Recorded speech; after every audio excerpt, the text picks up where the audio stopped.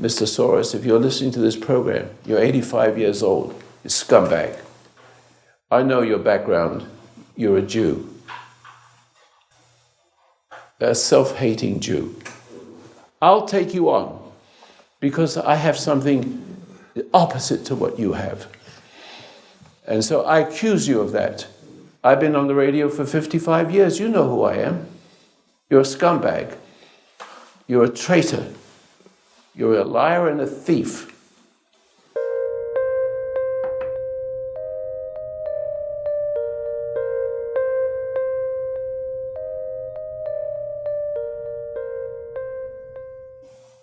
I'm pausing for a minute because I got to go into a realm I don't like to go into.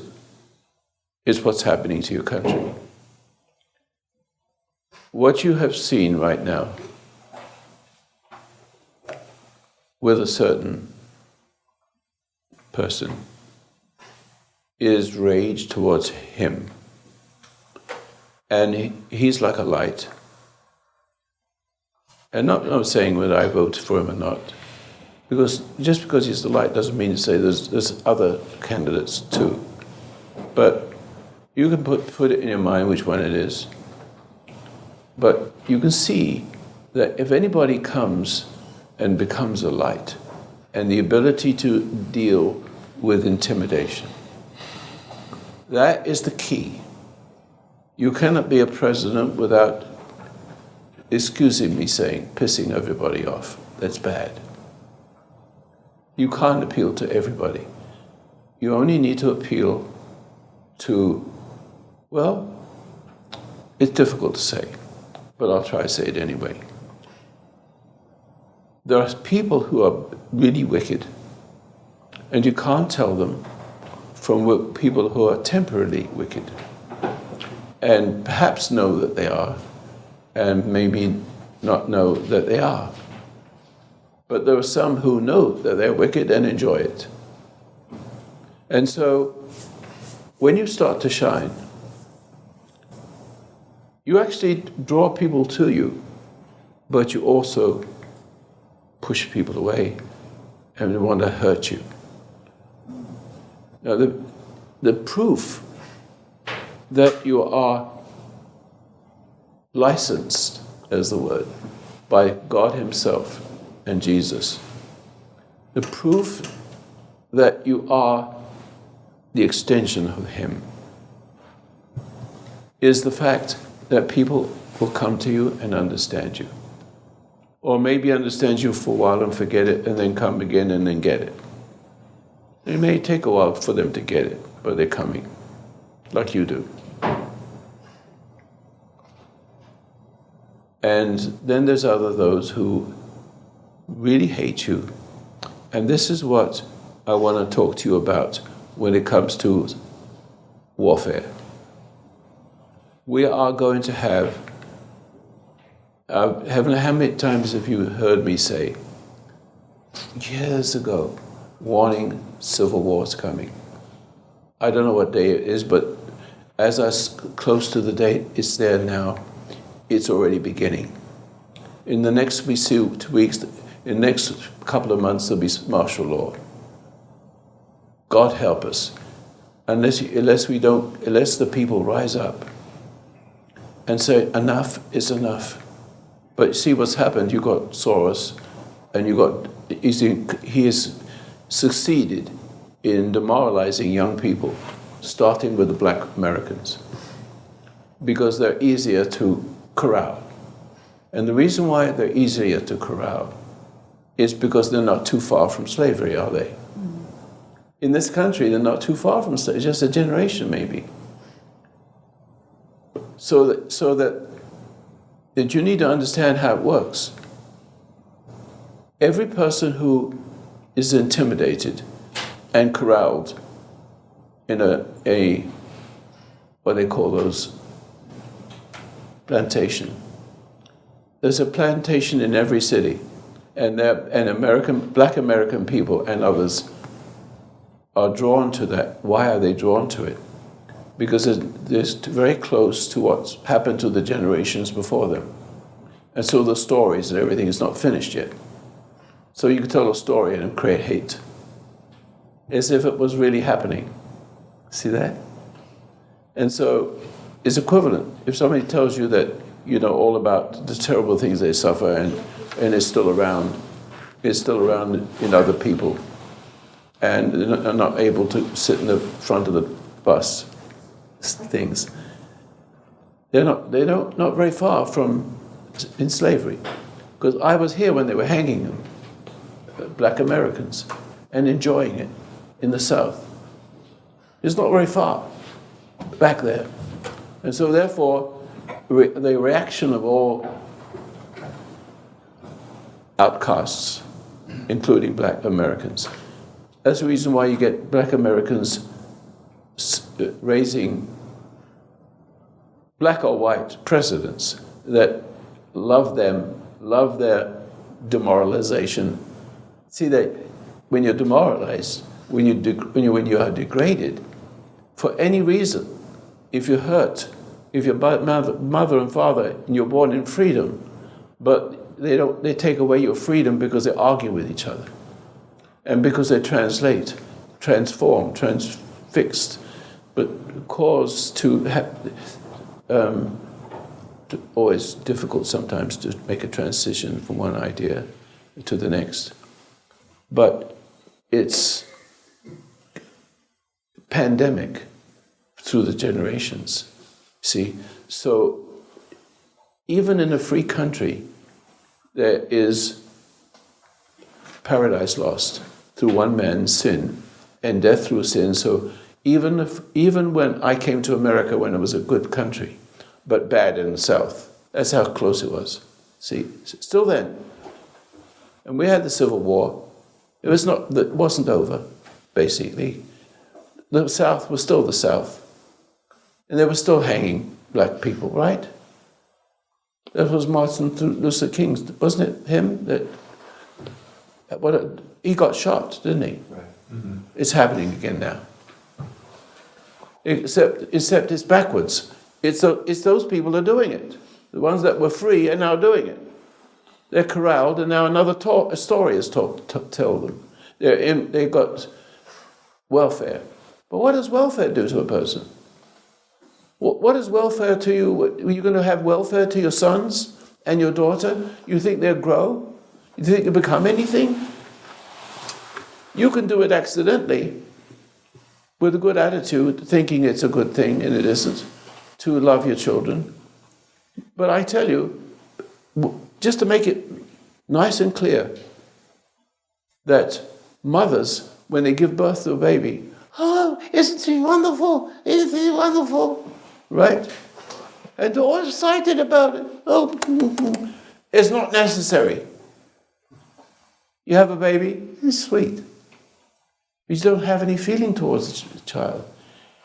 Most women have feeling towards the child because the child will feed back the love, become dependent on suckling and all the rest of it. A cow doesn't do that. The cow will never leave the tits of the cow. Because I was thinking about bull, but he doesn't have tits, does he? I get him mixed up. I'm getting old. See? Breasts, I should say. Oh, I'm sorry. So, you see where I'm going with this? So, you see, the wife is not happy with her husband. And the husband is the extension of a woman. Through one man, death through sin, spread through human race. But that's pandemic. See, that's a pandemic. It's a pandemic disease or dis-ease. It's very simple, dis-ease. Being uncomfortable. Projecting something that's unconquerable and uncomfortable. It's called sin. So, shine your camera on them while I do the necessary.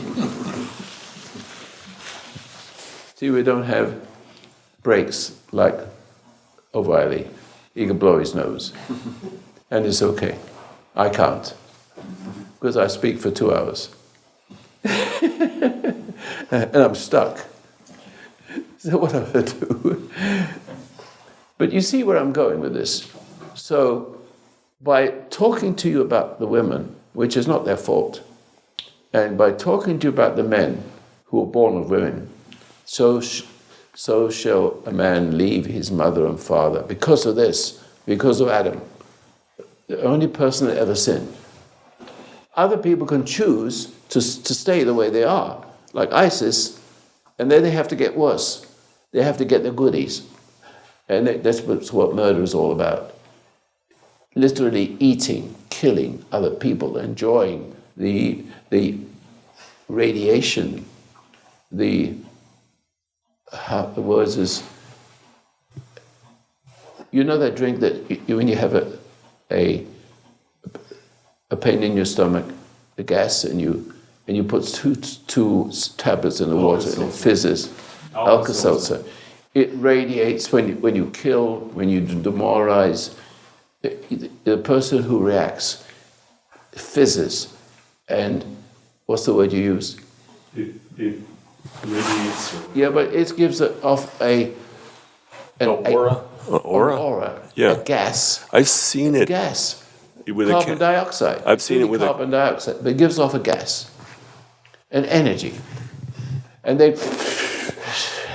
breathe it in. They breathe it in like it's food, because if you kill somebody and you terrify somebody and you kill them slowly or quickly, it's pleasure. And ISIS has to kill as many as they can because they're so bloody hungry. See? They're never satisfied. The killer is never satisfied because they're programmed from the day they're born to kill and to have power and to cause fear in other people. Now I'm coming back to my point. Or just let me play around with it a little bit more about that, about mothers.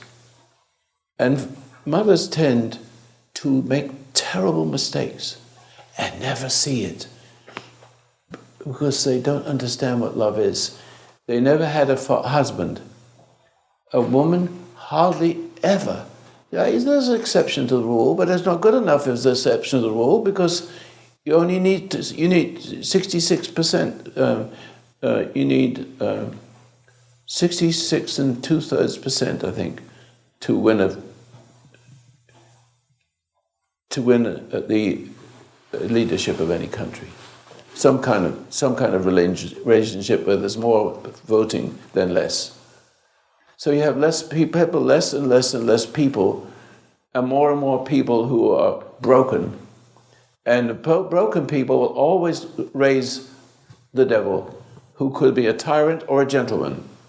The one you have now is a gentleman, but he's a woman inside. That's what's so attractive about him. See that?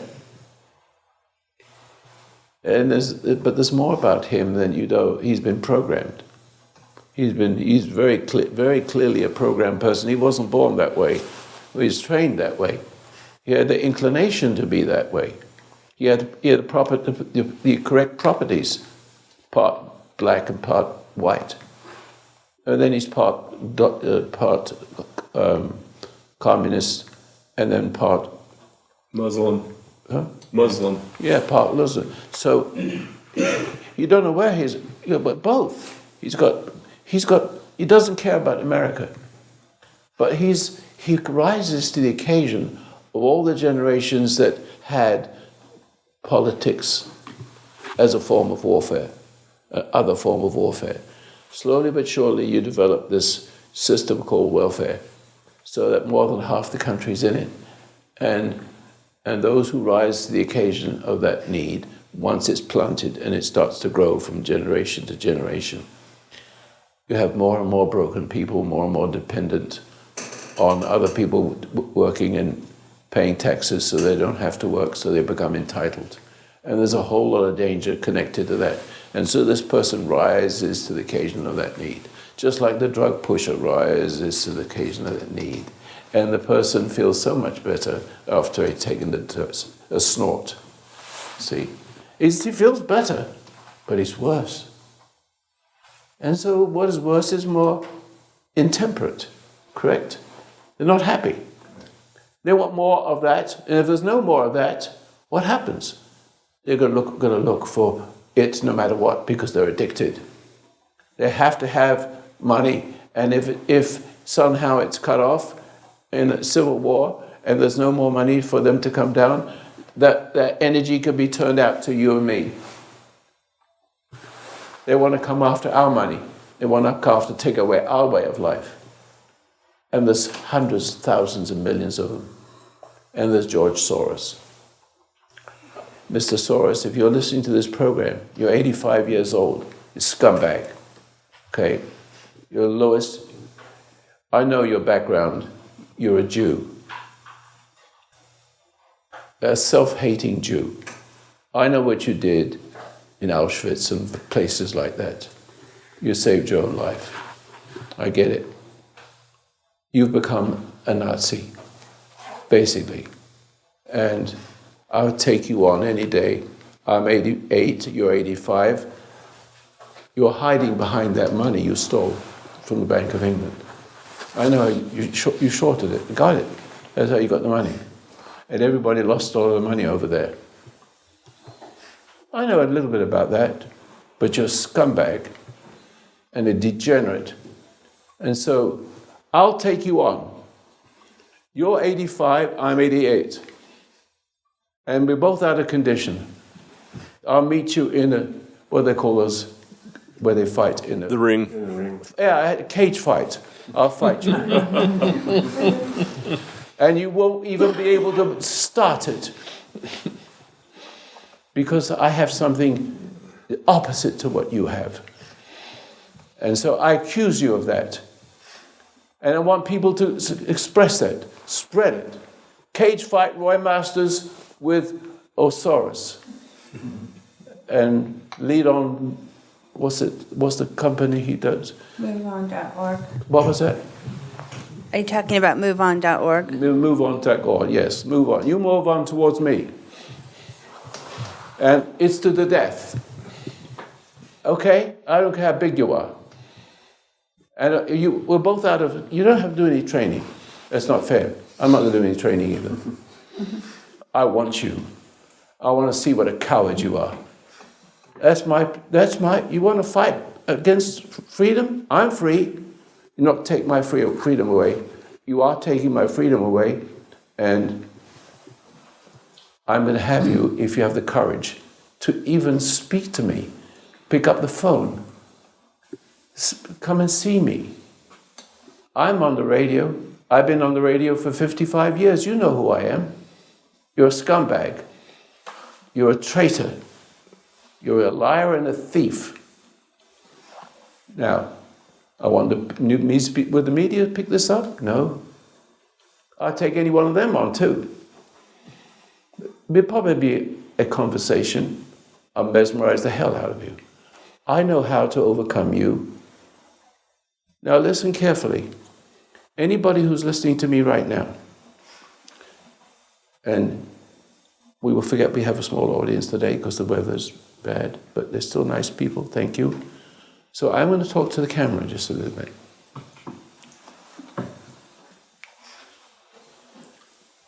If you're listening to me right now, and I'm not likely to listen because it's video, and you're less likely to look for me because video requires you to go to my website. So, but you could actually, ladies and gentlemen, actually express what I just said. If you have somebody that doesn't like me, or if you could just put somebody on and get them to listen to me while I'm talking, if that person is dark, this is what will happen to them. They'll immediately get angry. They already got angry. See that? What I was saying, if you love that guy, Soros, he would already been reacting. Now look, I've intimidated you and you didn't see it. So I'm just done to you what you do to everybody else. So I can see that you organize these gangs I get it. You're using the freedom of speech to destroy the freedom of speech. That's fascism. We don't need people like you. But you don't know how anybody can stand up to you because you're shielded. You get everybody to do this with your money. But let's put your money aside and let's face it face to face. You want a discussion? Have a discussion. And let's record it. And see what happens to you. You'll fold just by standing next to me. Do you understand that? And I'm not saying it out of pride. I have something you don't have. I have something you don't like. I'm Jewish, and I love Jesus. And you can go to hell, if you don't mind. And I hope this message gets to you. You may not get it, but I'm sure that you have employees that can bring this message to you.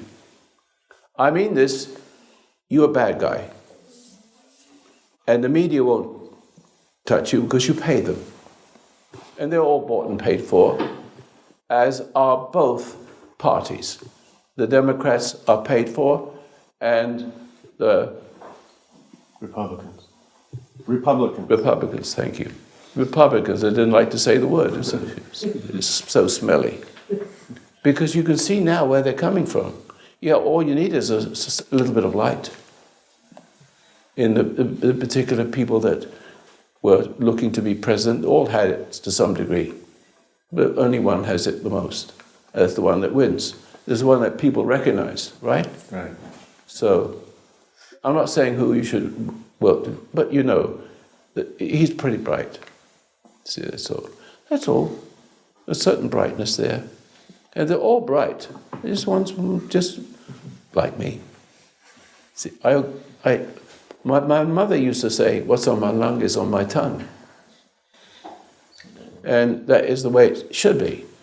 But all these others, most of the others, most of the people that run for office are mechanical. And they're appeasers. And they're mechanical. They're appeasers too. I see the Republican. Well, where I know we're not. Whatever it is, you could have a good Democrat, Right. Kennedy. They would make very good conservatives, but that's equivalent to conservatives today. Right. Isn't that right? Yes. Yes. I liked him, Democrat or not. He was a good person. But most politicians, they They seem want to. to kill him, and Yeah. who killed him? Are his brothers. The left killed him, not the right. You understand that? Right. They kill everything that's good, Right. and they embolden everything that's bad, Right. and they're able to create bad people and broken people, and then create a hunger for a sense of worth that's worthless, and then they rise to have to take drugs and to love you as you are, and you can have a cell phone, and you can have as many kids as you can without husbands, and then you breed the kind of people that will become a army. See? So, now having said that, and I may come back to Soros again in just a minute, he hasn't got what it takes. He's a bastard. Okay? And all his followers are pregnant with him. See? And so they owe their life to him physically and mentally, because every person who's wrong has to take a drug, and he's the pusher. He pays for people to do it, and he pays for a certain kind of person who's loyal to the pay. You see? And not loyal to anything else. It's a prime weakness in everybody. Got to be careful of that. You can't buy me. Most of you here can't buy you either. Am I correct? Mm-hmm. The right thing is the right thing, and you can't be bought. But there's lots of people who can be. And there's lots of people who like to buy people. And in this country, it's buying people. Over there in Europe, with ISIS, they kill people, intimidate them into submission. They're intimidating you submission over here, even though they're not over here. All they have to do is send a few terrorists around here, and people, and the media either doesn't report, so you're ignorant, or it does report, and it frightens you. Because it doesn't take much to frighten you, but that does. When you're frightened, you tend to give in to people. You give in to the bully. And so, does the bully have a bigger bully? Yes. Does the bigger bully have a bigger bully? And is the bigger bully, is he in this country, or could he be in another country? All you have to do is see what the bigger bully does and kill people. And say, I'm coming to get you too. So if you're an appeaser, you will start being frightened and transfer your loyalty to the bugger that's here, to the bigger bugger that's over there. And when he comes over here, they'll turn to become Muslims. And of course, you've got lots of Muslims here. And I don't know, I see any problems from them right now. But they got Sharia law. And that's against the law. Yeah, Sharia law cannot exist with the Constitution. They do not belong in this country, which is a Christian country. But you got a person that the Christian country elected because they thought it was a nice idea to have the first black American. That's really stupid. That's racial. That's racial. Meaning they picked him because he was black. And they picked him because he was promoted as what he wasn't. There's forces behind that knows that we can relieve our hostility or whatever. What word? Guilt? Yeah, guilt we have, yes. That's right.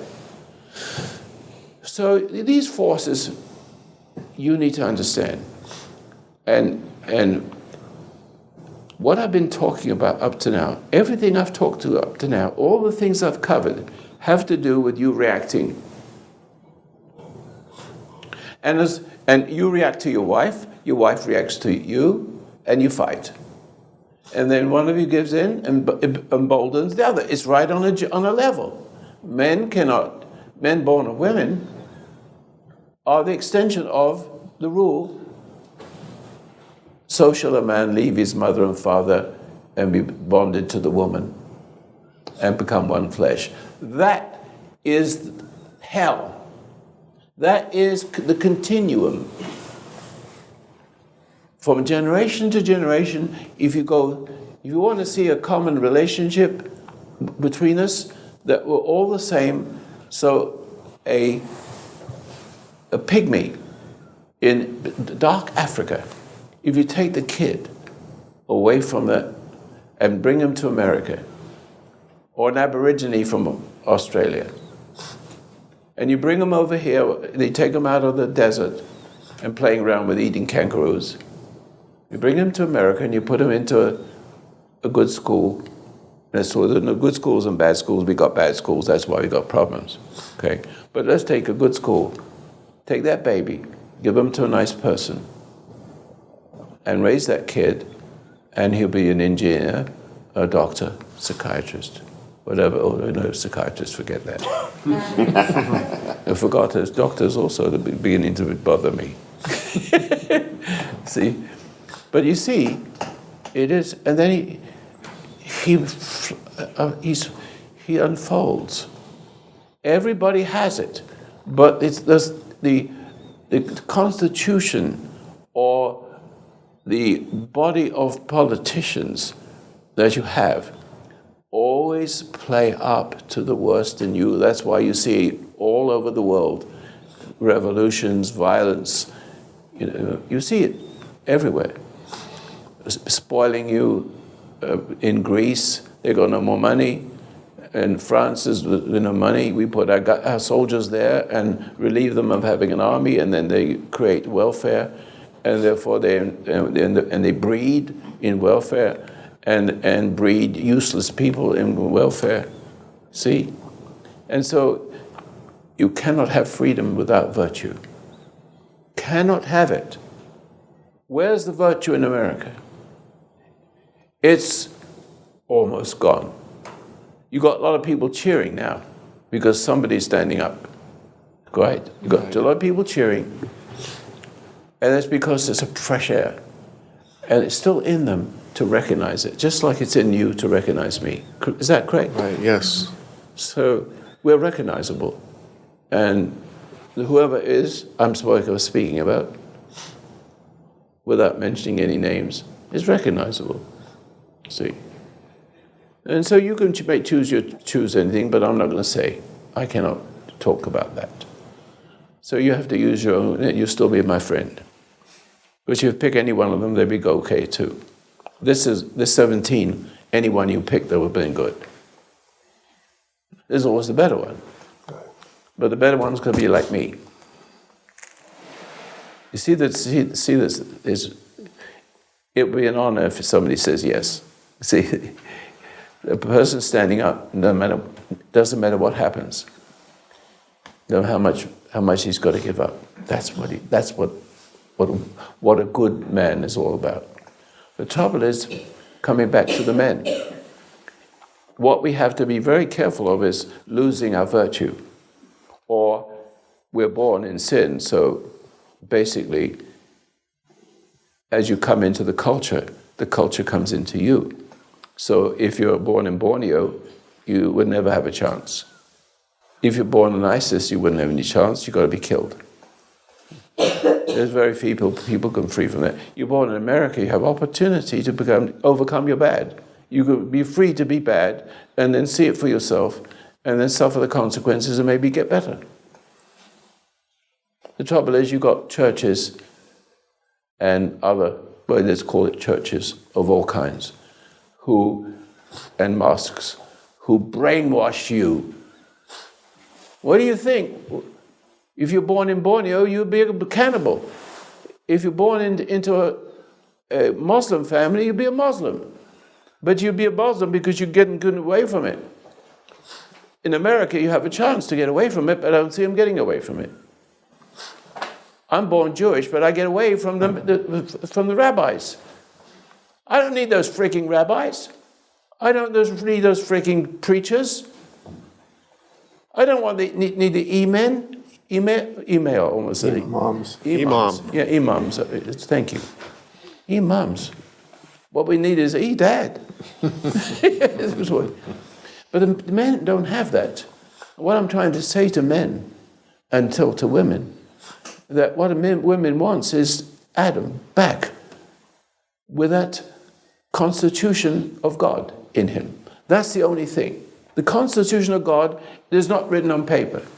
But you have to write it on paper as a constitution in a country because it protects the good ones from the bad ones. The constitution is only for bad people. That's why they want to. That's why this dictator we have, it ignores the constitution and allows the freedom for wicked people and punishes the good. And will we be in jail if anybody else succeeds him and is worse than them? Especially if he puts martial law, makes something so bad that we're fighting each other. So there's my point. You need to spread this word as you listen to me. And you need to spread the word of fixing yourself first. Because you're dealing with evil people who do not know what they're doing, but they're going to kill you anyway. And you're going to let them kill you because you fear. You understand that? You will transfer your fear when the time comes, and he will see that the person that comes at you is a cannibal who's been eaten and has to turn around and eat psychologically.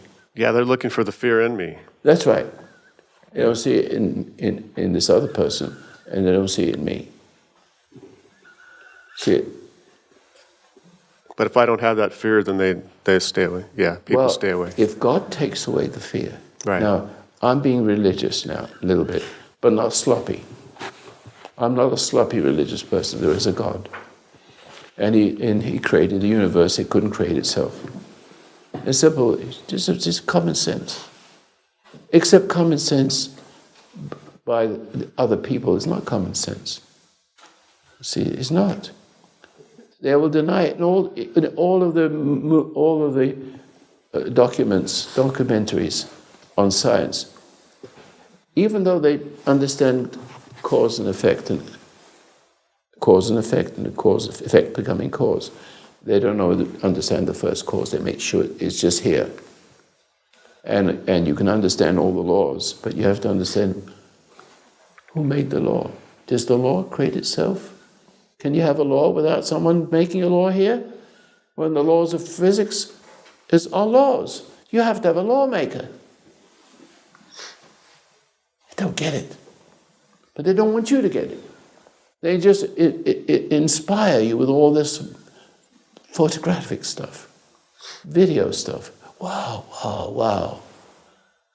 And mesmerize you into.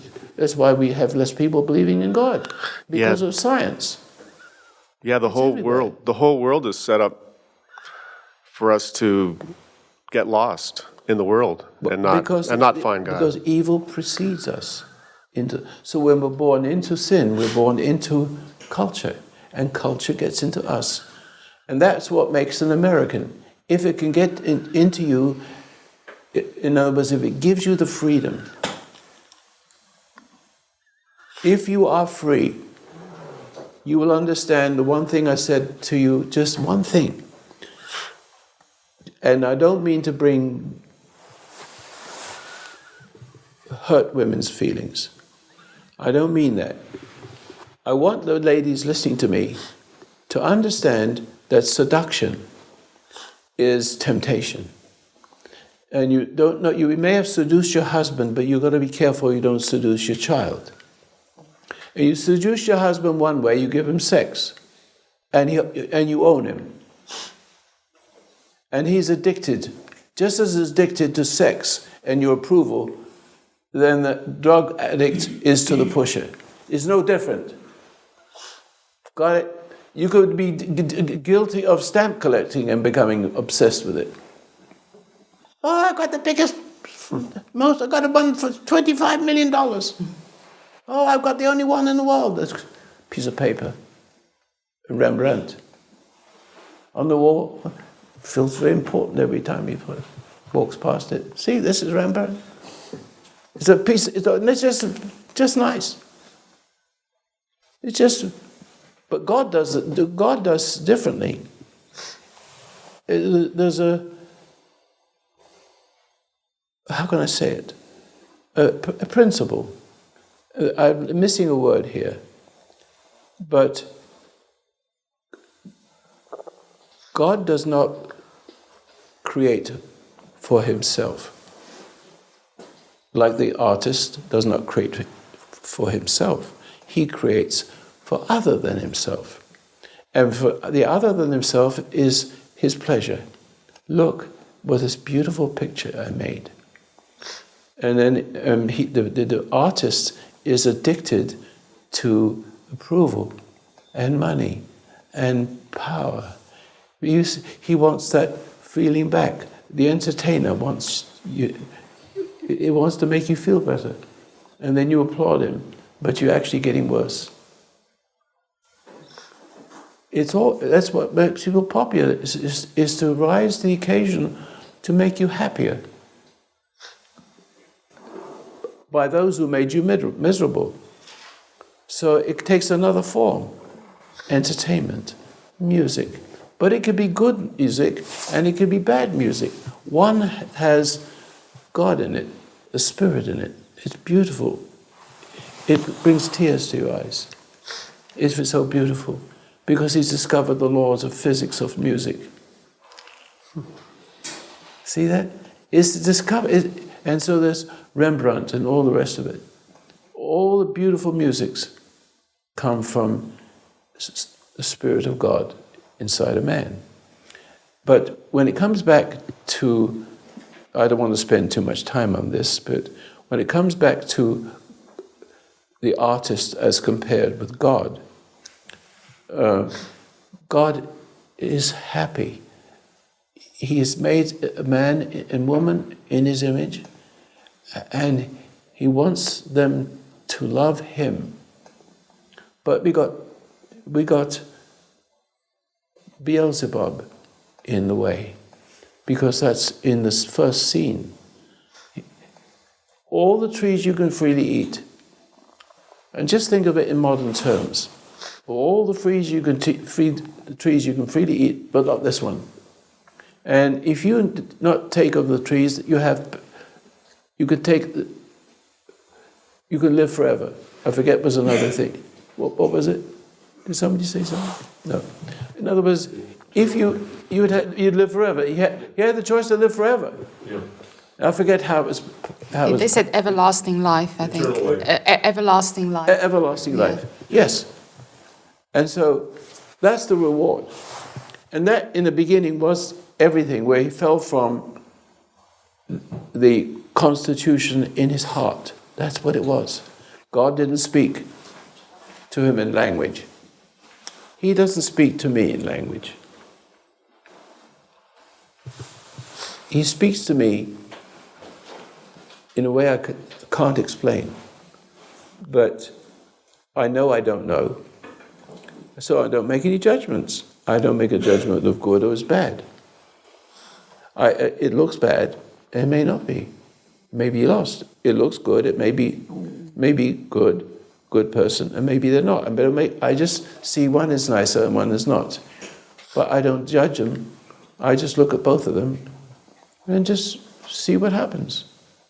And pretty soon, the good one appears from the bad one, and the bad one appears from the good one. See, because he's covering it up. I don't make a judgments, and then at the same time, I don't hate him. I don't hate the good one as who now becomes bad. Oh, I see that. I'll keep that to myself. Or I'll take him on. I shall pull him aside and have a good talking. Or just tolerate it. And they watch me. And they know I'm watching. And that, if there's any good in them, they get better. And if there's really bad in them, they start to perish. Now listen carefully. I'm going to take this further. You want to overcome civil war here? You want to beat what is now beginning to rise to take over your country? You need to go on your knees, mental knees, if you know what I mean. You need to look at your faults and be happy to see them, and not hateful to see them, not angry to see them. You have to stop making excuses, because that is the proof that you've been acted through. It's not you. It's not you that made the excuse. Johnny made me do it is very common. And in Chinese, it's it means Johnny made me do it. It's just a different language. It speaks to everybody's head that way. Kill yourself, otherwise you'll kill your family. Oh, that's post-traumatic stress disorder. It's the same voice telling a person to kill himself, otherwise the next time you hear a noise or something like that, it doesn't say it. But the next time a bus backfires, immediately he's triggered to see a battlefield. He doesn't see home. He sees the kids and wife as the enemy. It's actually real. It's to them. I know what it is. I had anesthetics to have a heart operation. And they gave me morphine or whatever it was. And I couldn't tell the difference between, when I closed my eyes, I could see a person looking at me. I could see the zits on his nose. And when I closed my eyes and opened it, and back again, the zits were still there. You know little zits when you squeeze your nose? Okay. Well, I know what it is. But you see, illusion. I couldn't make that happen. It entered. That morphine did something to me, so I could only see what a person sees when they've given up, when they're separated from their God just for a minute. I got my kids, my sons, to hold me on one hand, on the other hand, and while I closed my eyes, and there it was, opened my eyes, I was in the hospital. But I couldn't tell I could tell the difference because I had consciousness. But I closed my eyes, and with my consciousness, I see people. I see I'm floating around the moon. It's real. I'm looking at the moon. I'm floating. You see, so these people that you're dealing with are like that. The people that have been demoralized have those delusions. You can make them believe anything you want, because you look around the world, you can see cannibals. You can see ISIS. But you've got to kill them. You see the Hitler group. You've got to kill them. Now, each war, there are people in power, like, who was it in England? I forgot now. Neville Chamberlain. Neville Chamberlain, that's right. And the media kept Neville Chamberlain as didn't criticize him at all, and stopped. Churchill. No, Churchill, yes. Yeah. Stopped Churchill from 1928 or 29 to 1938. Kept him off the radio. He was called a hawk. And same things happen here.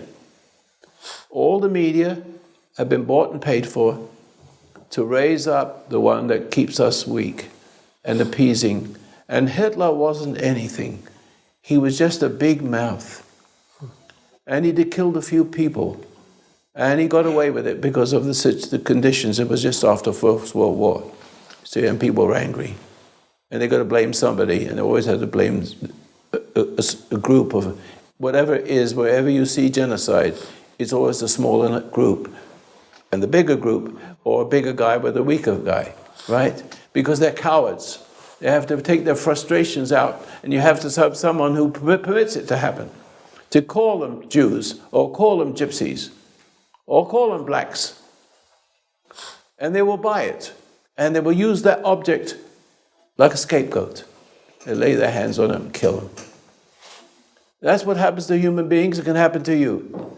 But in order for you to survive now, it's gone too far. 2 or 3 generations have passed, and all of a sudden, you have lost your freedom. And the bad guys look like the good guys.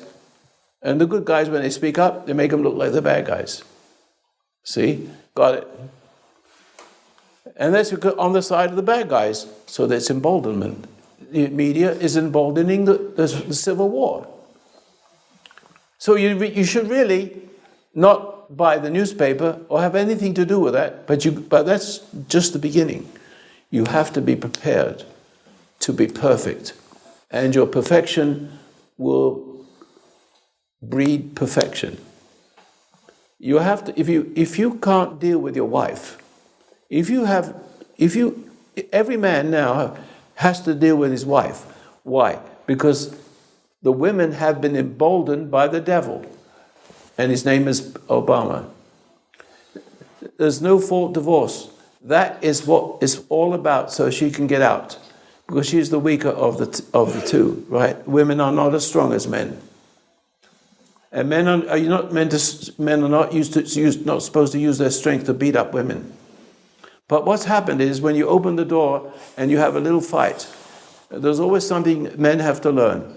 And especially listening to a person like myself that understands how men fail.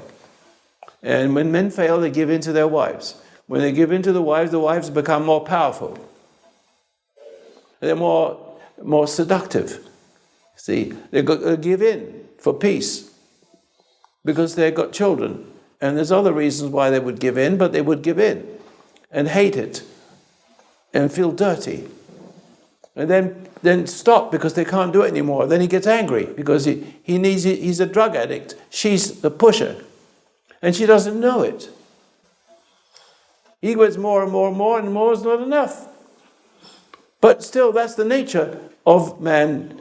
So a man shall leave his mother and father and to be joined to the woman as one flesh. It's back to front. So when you see on your scriptures, man born of woman, that's the first thing that comes to your mind. Is the Bible crazy?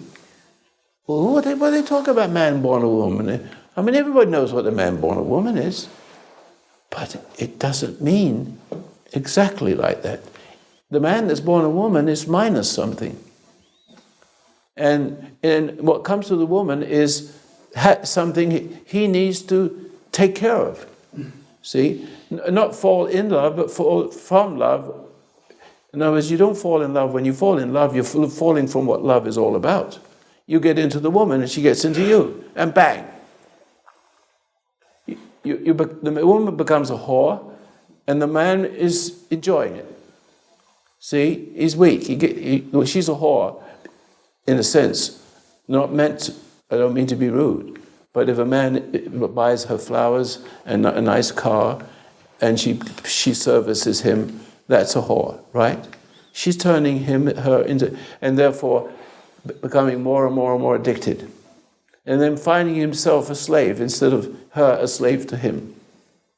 Got it? Yes, yeah. No. So, all these little things are virtue. We're talking about morals. America is born on morality. Washington was a magnificent person. See? And so were many of our founding fathers. With him, nothing. If it wasn't for Washington, you wouldn't have a country. Wouldn't. He had 3,000 soldiers, didn't have any shoes, didn't have any powder. He never told Congress, because if he told Congress, the Congress wouldn't give him the money, but if he told them, the English would have discovered it, that he didn't have any gunpowder. See that? And then the farmers sold their goods to the English and not to the American soldiers because they didn't have any money. There's all kinds of disgraceful things, and they win. And those 3,000, many of them died because they couldn't have any shoes. In the freezing cold, they froze to death. But it's just a small number of people. And the government, it's always the liberals.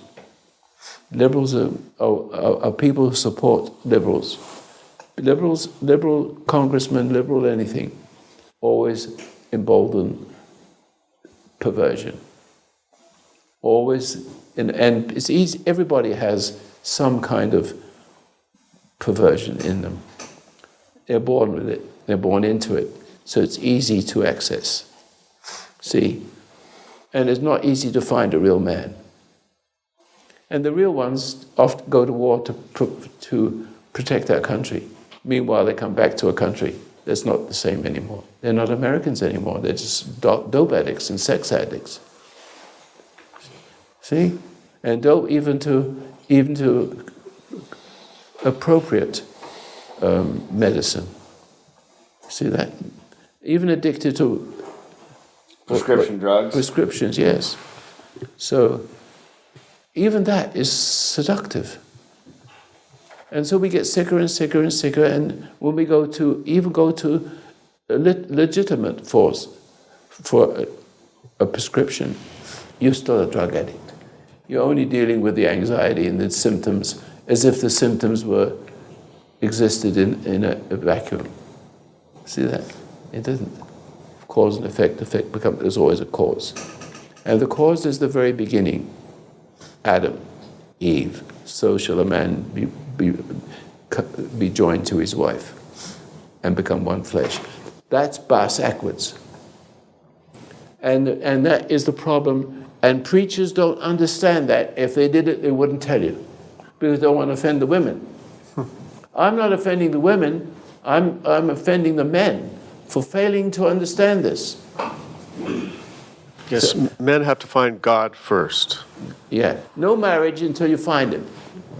Otherwise, or you have in your marriage, since you're there, look, oh my God, I'm looking to my wife for a sense of worth. No wonder I'm addicted. No wonder she hates me. Sorry. So then you go to her and say, I'm sorry. See? And it's all over. It may not be all over, but you have to deal with the wrath of your wife. And you have to learn not to be upset. Because the same thing that enabled you to free you to tell your wife, I'm sorry I pushed myself on you. I'm sorry I bought you a car just to have sex. I'm sorry about that. You have to be really sorry. And it has to be real. And then she's relieved. And she's not a slave of him, nor is he a slave of her. Because you don't know which one's which after a while.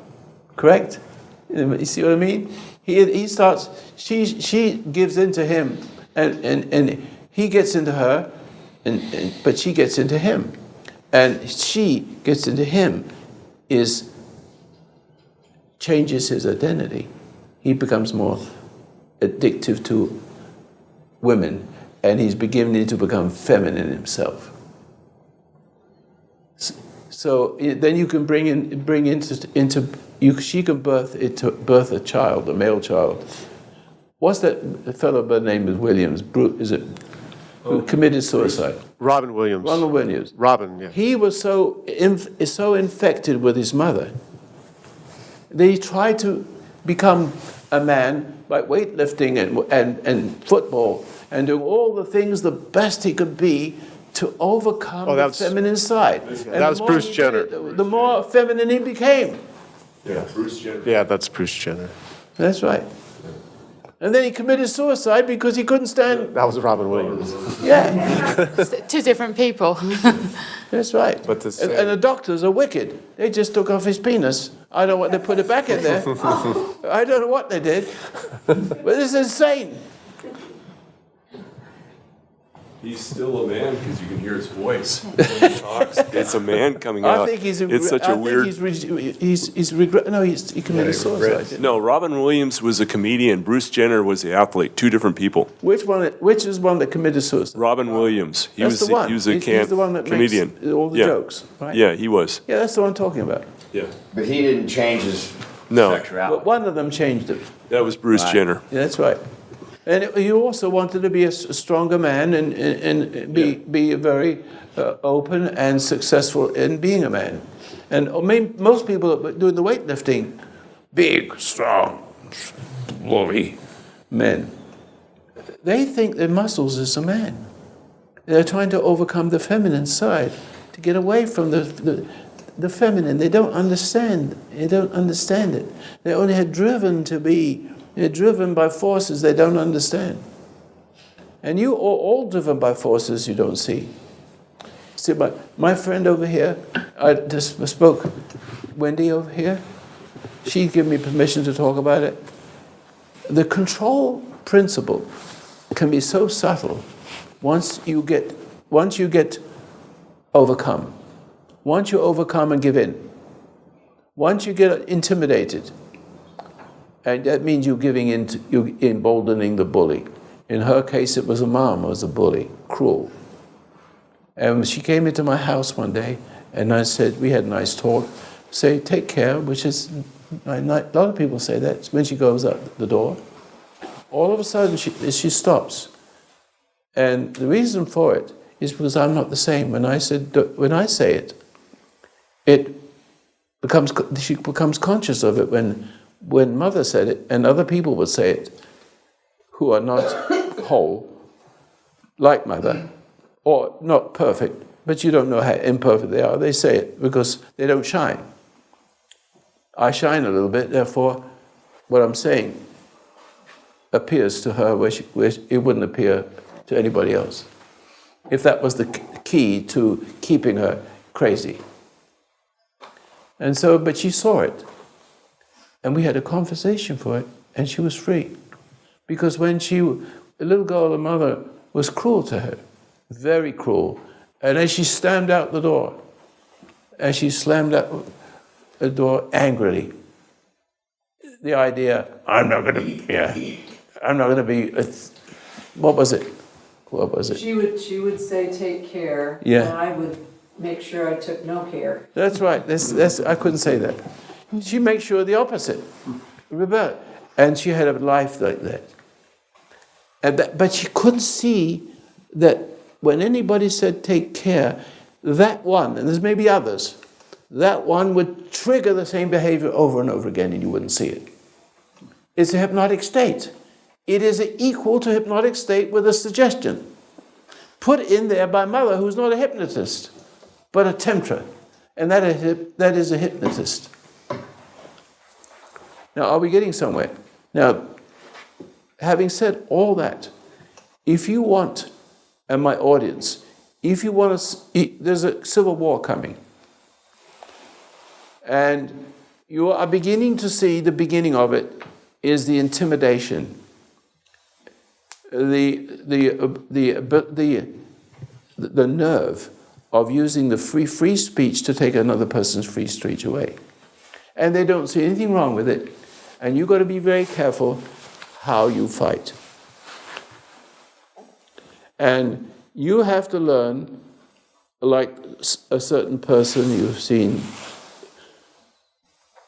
one of those people that's running for president, you've seen how that person is not disturbed by anything, all the intimidation, all the lying, is not bothered a bit. He bothers people that bother him. He has that. And he is one person affecting lots of people, right? That's interesting. Because it makes my point, that's all. It makes my point. Is that you have to learn to deal with evil by not losing your cool. It wants you to lose your cool, and it wants you to respond with violence. In other words, it will do something irritating and perhaps kill some people in this beginning of the revolution. You have to suffer some casualties first and hold your ground. There's a common ground in every person. Every ISIS is an ISIS person. They think the same way. Every American who loves God is virtuous. And therefore we think the same way as far as God is concerned. And we always know the right thing collectively and individually, correct? So you don't have to be what they are, meaning a bricklayer or a scientist. It doesn't matter about those things which you know about. You do know one that's common to you all is the constitution of the spirit, right? So that's what brings us together, but it also brings the rest of the world together. In different countries, it's the same thing. They just come into that culture, and the culture gets into them. And some of them are happy with it, and some of them are not. And there's a civil war. Rwanda. What was it? Tutsis and Schmutzis? I can't remember now. Something like that. Remember that? Yeah. Hutus or Tutsis, I don't remember. Yeah, I can't remember. Let's call them Tutsis and Schmutzis for the time being, because I don't remember. These things I don't remember. All I remember, all of a sudden, the governmental group, it's a governmental group. Mm-hmm. All of a sudden, those loudspeakers were on cars and calling them cockroaches. And then all of a sudden, the machetes came, mm-hmm. and the UN stood by it and let it happen. 900,000 people murdered. There's a good movie. And they didn't know what they were doing. Yeah, there's a good movie. But it happens all the time. Genocide is everywhere. Yeah. Go see Hotel Rwanda. I've seen it, many years ago. So, you understand, genocide is an extension, a multiple extension of what we do to each other. Exactly. All you need is the politics to bring you together. And so politics is now pitching Americans against Americans.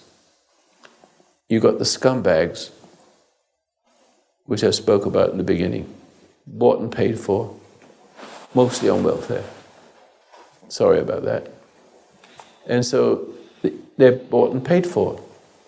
And guess who was bought and paid for too? The people that you call on the right. Republicans. Huh? Republicans. Republicans, yeah. Because it's such a rotten name now. Yeah, I know. I don't like to say it. But I've always known it.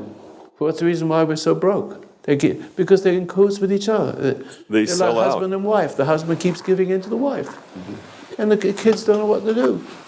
They don't have a father, they don't have a mother. And they take sides. Then the children take sides.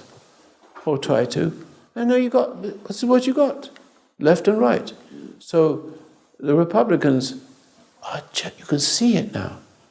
As soon as the little bright shines, people see it.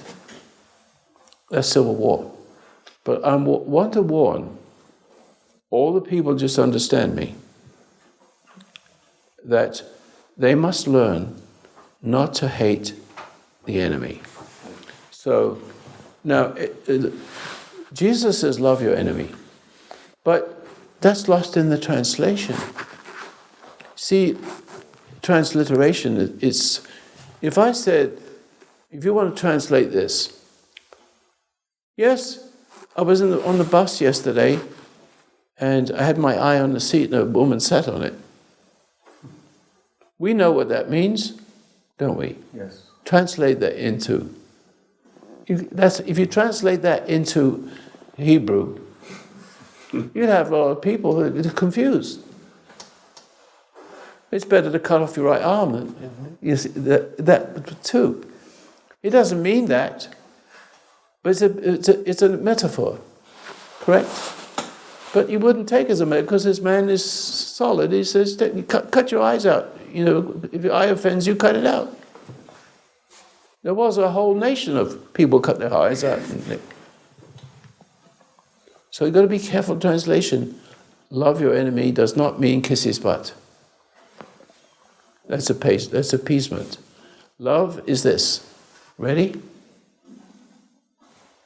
I'll make it in 2 syllables. Okay?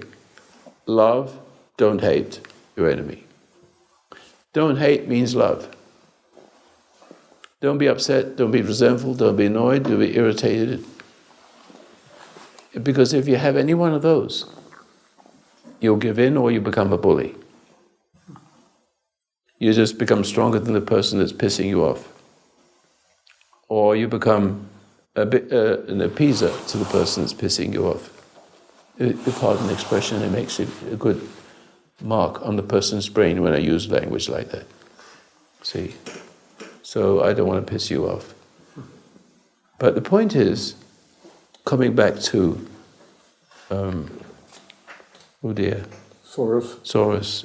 I only remember his name. I don't know what the other name, his first name is. George. But George, yeah. You know the reason why I don't, because I don't remember. What's your name? I don't know. You're all telephone poles with different names. I can't remember it all, sorry. I got a room up here, you see. So, I wanted to say something. What did I say just now? George Soros. Yes. The reason why I remember his name, because my mother was Dutch, and she would speak in Dutch. I learned a little bit. And there's a little Hebrew in that. There's a little bit, so I can't tell that. And the word Soros means trouble. Oh, interesting. I got Soros, meaning I got suffering. So I remember that. So now this telephone pole gets a name. And Churchill gets a name, but I forget him sometimes too. Yeah. I've learned that my vocabulary doesn't include Jello. And that I had to pick up something. And there's so many languages, so many different kinds of languages for this and that Jello. And it doesn't exist before. There's so much of it. So many names of people who don't count for anything. And a vast amount of people who do count for something, but they're still not accountable. So I'd rather just take the whole thing and just throw it out and see who is affected. And so the good people listening to my program will feel like a breath of fresh air. Or they will get angry in the beginning. And after a couple of days go by, said, why am I angry with Roy Masters? He was only telling me the truth. And he comes over to me, and I set him free. You wake him up. Oh, I see that. I didn't see that. But I just did it, what he said. And there was enough of that person in to say it could change his mind. It was just a reaction at that moment. In that reaction, I got to him. He didn't get to me. But now I've got a person driving in the car. Let's assume that this is a scenario, right? And so you're driving, and you know you like my program, and you're a better person, your health is coming back, the kids are better, and everything's getting better. And you say, wow, wow, wow. And so the radio goes on, and your friend, who you don't know is a fiend, hears me immediately. You're listening to that man? Okay. What's the matter with you? He gets so disturbed and starts to be angry at the driver, right? He's so angry, he probably jump out the car while it's still going at 60 miles an hour. I've had people that loved, I pick up hitchhikers in the old days. They either loved it. I said, where'd you get this from? I said, who are you? I said, I'm a fairy. I'm an angel. Nice knowing you. You'll never see me again, but remember what I said. Well, in a manner of speaking, that is it, isn't it? So, but there was the other kind who wanted to jump out the car 60 miles an hour. I'm not going to stop for you. Go and jump. You came in, I'll give you a ride, and you drop you off when I'm ready. I've seen that reaction to some of my friends, ex-friends. And see, so now here's the thing. I am suggesting you kill evil, not the person, but the evil in them. Isn't that what I do here? I don't kill you. I kill the evil that's killing you. So I'm not abashed or afraid to speak to Soros because he's trouble. See, that way. I'm not, as I'm talking to that, I know that people love him. Therefore, I am talking to them too, and not realizing that I'm getting to them as well. And even if I say it, and they hear me speaking about that, when it comes to the next person driving in a car, and you're the nice person, and your friend is really a fiend, and you've never seen it before, all of a sudden it appears. He wants to jump out of the car, and he doesn't want to be a friend anymore. So my radio program, when I'm strong like this and doing, of course, this is video, so you won't have many people jumping out of a car. You have to look for me and find me. But on my radio program, where you can actually accidentally come into me and accidentally get upset, I know. You just got upset out there, didn't you? I say it. You hear me saying that. All right, now, you're a bastard, see, and that upsets him even more.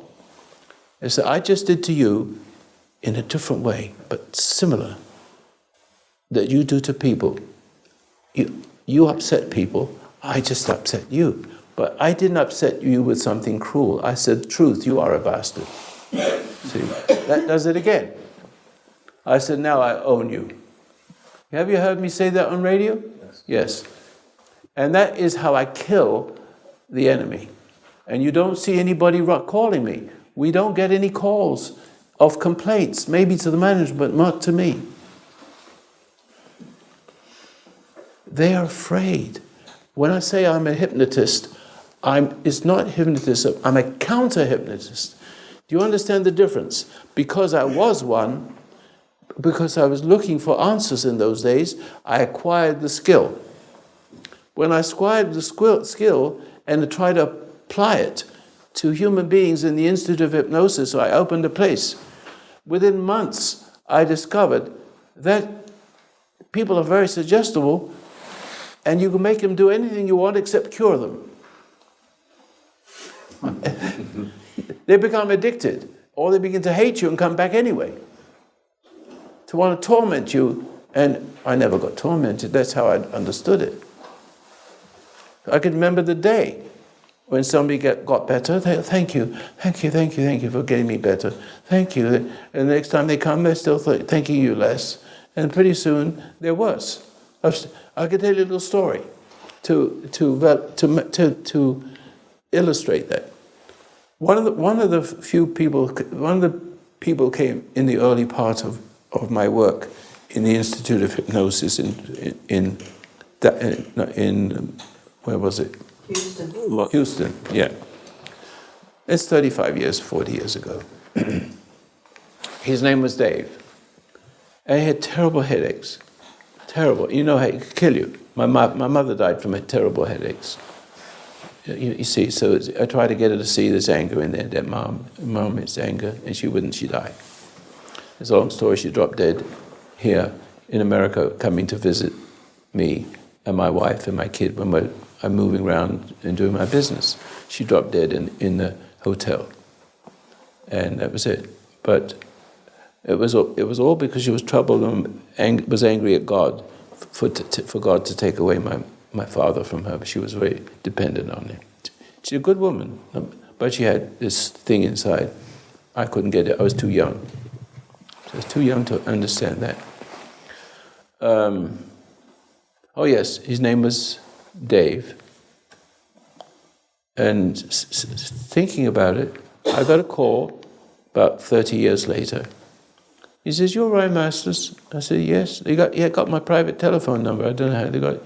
She said, "My name is such and such. You remember Dave?" She says, "Yes." But he told me the story. He's still fine. I'll tell you what it is now. He went to a psychiatrist, and the psychiatrist using hypnosis. He thought he was using it. He didn't understand what it is. At that point, I was very much advanced, understanding that hypnosis is temptation. Okay, and that's why I went on the radio to confess my relationship with my wife. I mesmerized her the day she got in the car. And that altered my relationship with her for 64 years and didn't see it. I mean, I forgot, because I thought she never came back to me to help her, because she began to lose the ability to voluntarily love me. Got that? And so she was bound to involuntarily love me, because she was awakened. She became a slave of me without me knowing it. Because I thought then when she woke up that it was okay. She would just wake her up. No, it was transferring what was done to her. So I go into the scheme of things. So was she impressed that you knew that you when you said the names? Remind me of Dave, and I'll finish that question. Okay. She did not. She was so suggestible. She is a bright person, and bright, I mean sensible, but still broken. She's a bright person, and also super bright person. And you can be very bright and still be suggestible and not see. So she's so super suggestible that she did not. She said, "How did you know that?" I was sitting in the car with her. He says, "You told me," but she couldn't remember it. But how did that lock her into not being able to love you in the right way? Because she was a slave of her forebears. We all sin, are slaves. We're all born into it. And so therefore we're unconscious, and whatever form of behavior occurs always comes with a loss of memory of how it got there. Yes, I see that. See that? And so my job is to find out what it is.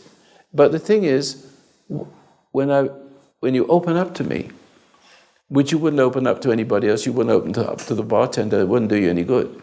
And the minister won't do you any good.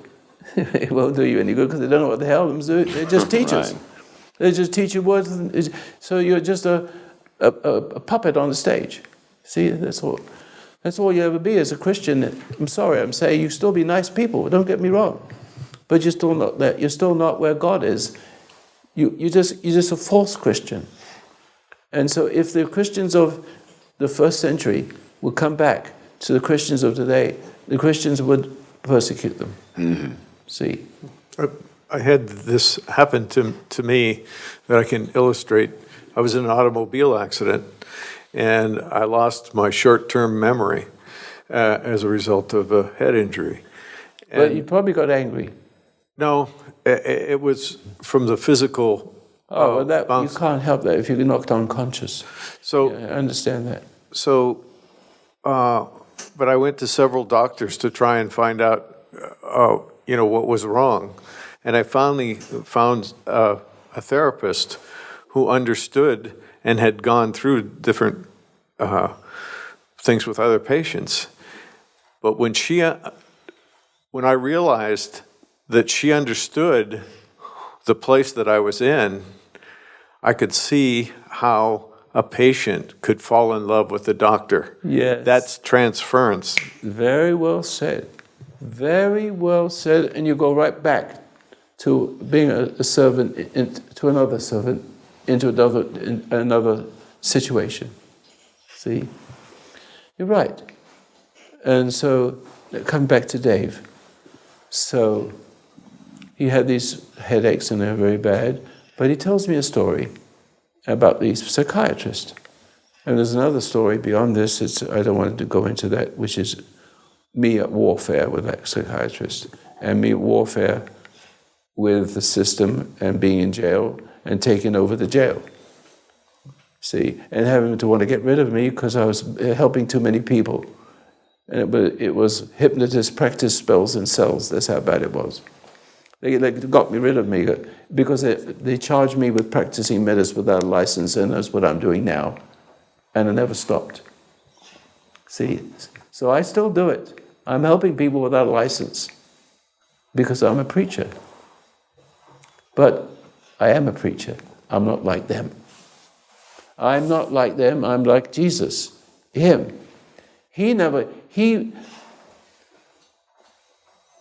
What metaphor they catch and release. Catch and release.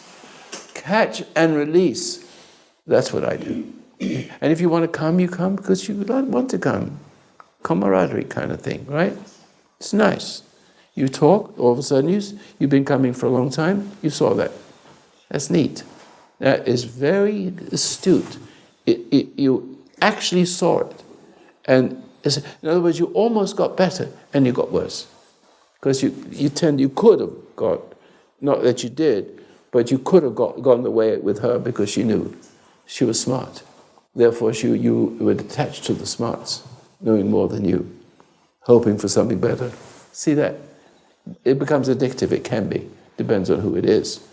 You're here, that's a good thing. And you're able to see it, it's a good thing. And seeing is believing. In a different way than it's otherwise expressed. See that? Seeing is believing, but not physically eyes. Perceiving. If you change the word perceiving, that's a better word. Perceive is, I see that. Not someone saying, I see what you said, I'll do it, Pastor. Right? Big difference. Mechanical. It's not coming from the spoken word is not coming from the non-spoken word. The seeing sets you free from all of that hypnotize. That's right. Set you free. My job is to set you free. I'll continue my thoughts with Dave. So, let me see. So he had the headaches? No, he went to the psychiatrist. The psychiatrist hypnotized him to take the headache away. So, when the psychiatrist opened his eyes, he was hypnotizable. It's easy to do that with authority like that. And even though he's a moron, this psychiatrist was an nincompoop. He just doesn't understand what he's doing, but he did it. Because he's an authority. Authorities do it anyway, just by being an authority. See, there's nobody authority to me. There's nobody authority, I'm just a person. He's authority to some people, not to me. I'm his authority. See, I piss everybody off. I piss my authorities off. Just by looking at them. It's just being there. And that's what you need to You need to have a nation. I'm getting away from my subject, aren't I? I'll come back to it. You need to be a nation of people who cannot be upset. Understand the name of the game. If you give in, you lose.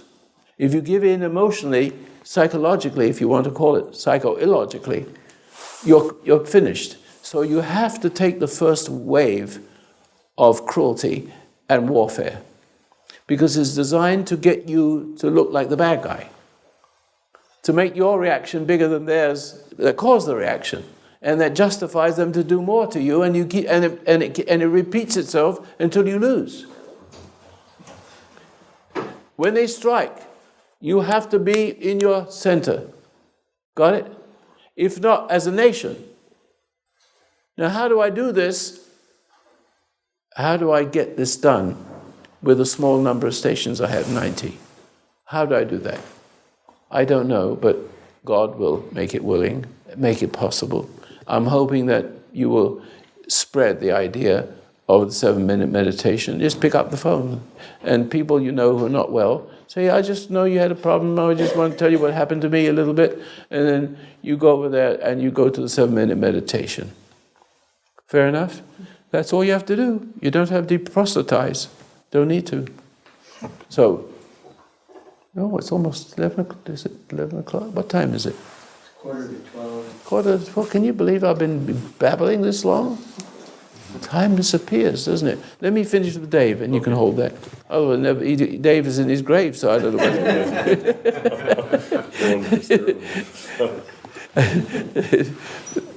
But then he said, so as he walked out of the room, his doctor says, how do you feel? He says, my headache's gone. I said, that's thank you. He's thank you, doctor. But as he walked out of the door, he put his hands on the handle of the door, and he said, why did I say that? My headache's still there. Made him say, what do you want to hear? And the doctor was mesmerized by his own magic, right? He didn't want to... He actually thought he was helping him. He didn't want to hurt the psychiatrist's feelings. Yeah, well, that's right. Yeah. You got it. You got that. Is a nice extra piece. No. Makes the point. That's right. They had a program one time where a guy actually underwent a surgery by, he hypnotized him with and then no anesthetic and did the surgery.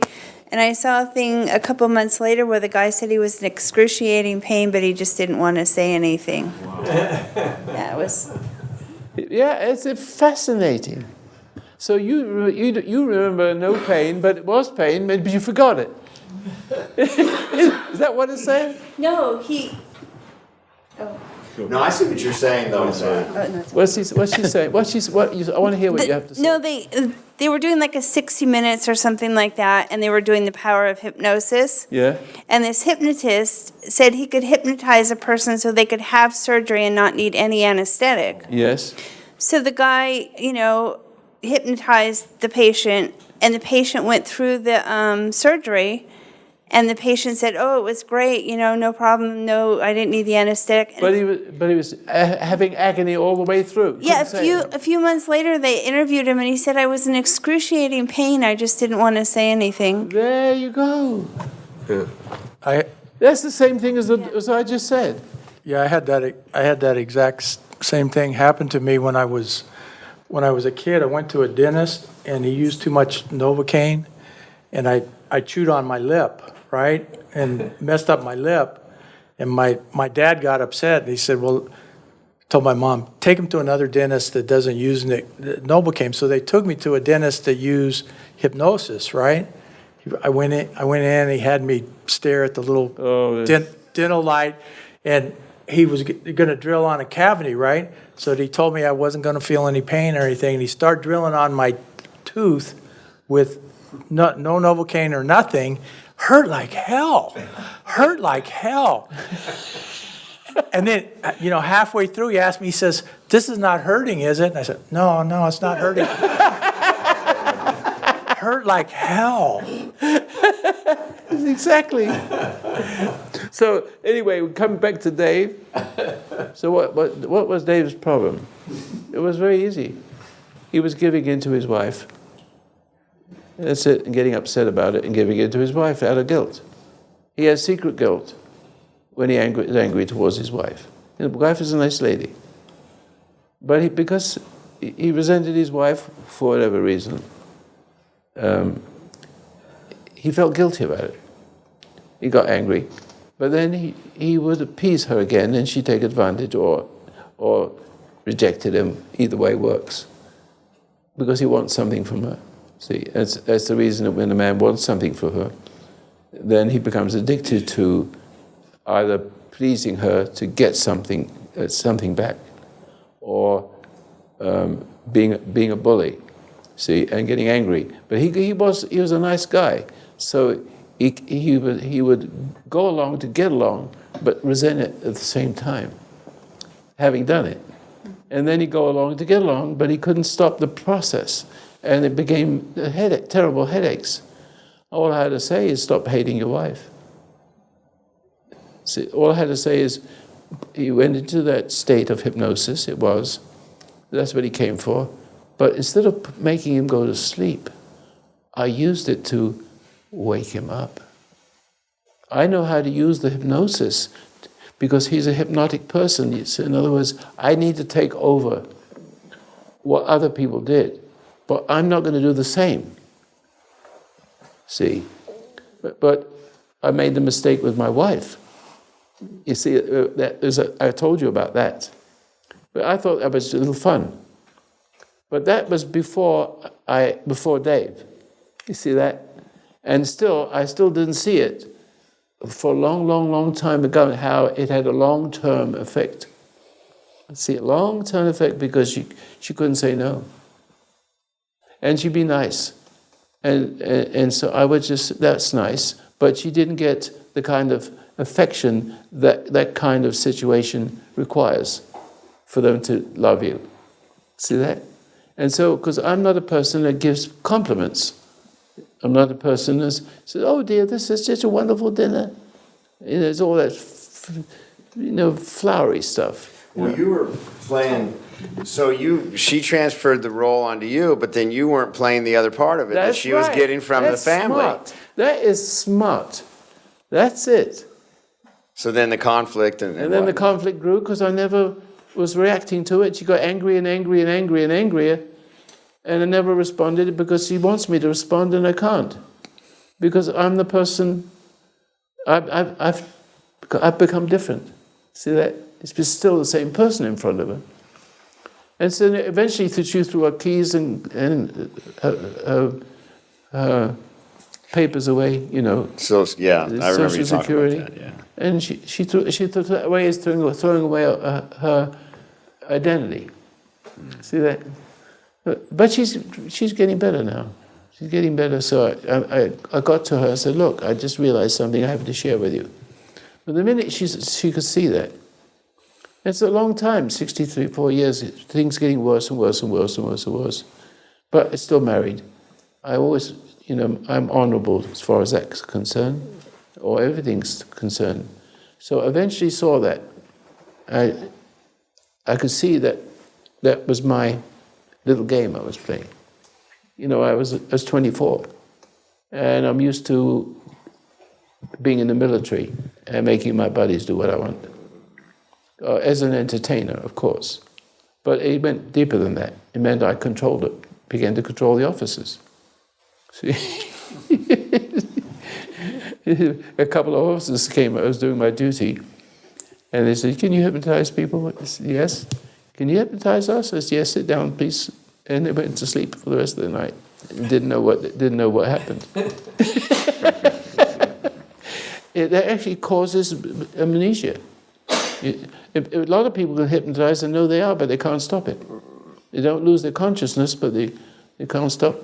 As you said, the hypnosis under you're the next aesthetics. Huh? You're the next authority that replaced the old authority that hypnotized originally. That's exactly right. You actually replace and you go on from there. Mm-hmm. But then she went on from there being married. See that? Yeah. So she never solved the problem, but the resentment kept me from. Secret resentment kept her from speaking up to me. She kept it to herself until she got, pretty sick. And I still couldn't help it, but then I realized, whoa, that one thing. And there it is. Well, she doesn't mind. She's okay, because if it took that long, she said, it's okay. You were with me that long. I'm okay with that. See how that is? She gave me a hard time, so I deserve it.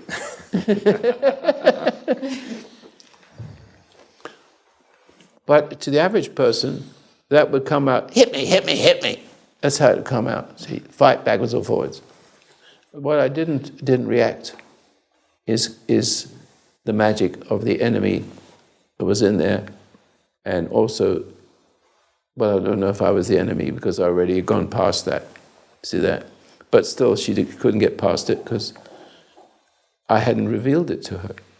I tried to, but she wouldn't listen. See that? She wouldn't listen after that.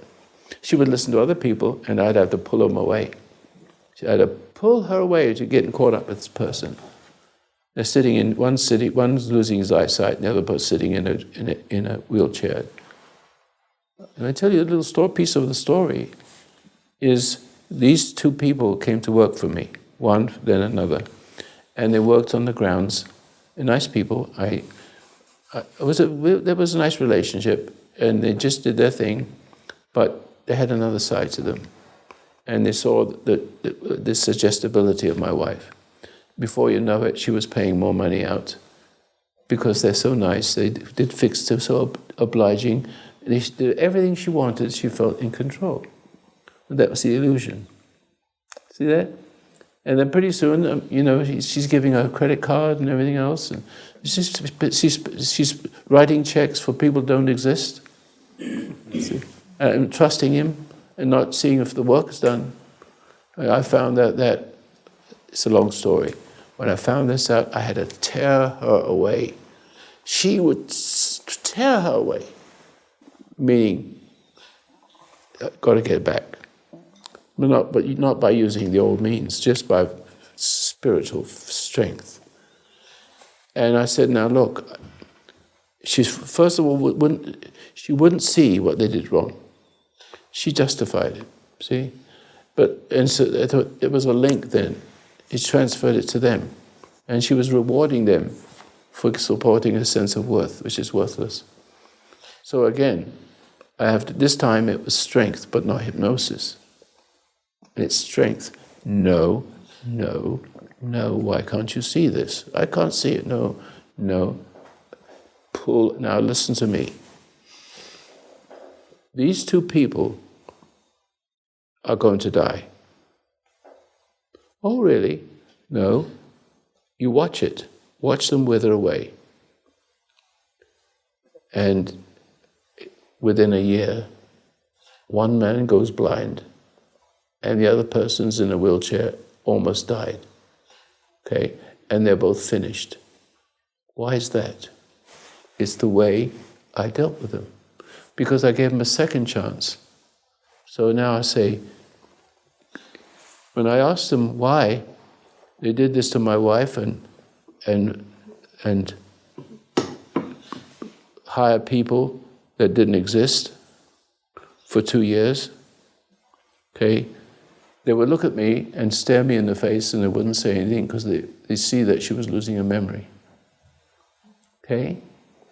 I didn't see that yet. She still looked normal. She's doing the business just as usual. We have a few houses.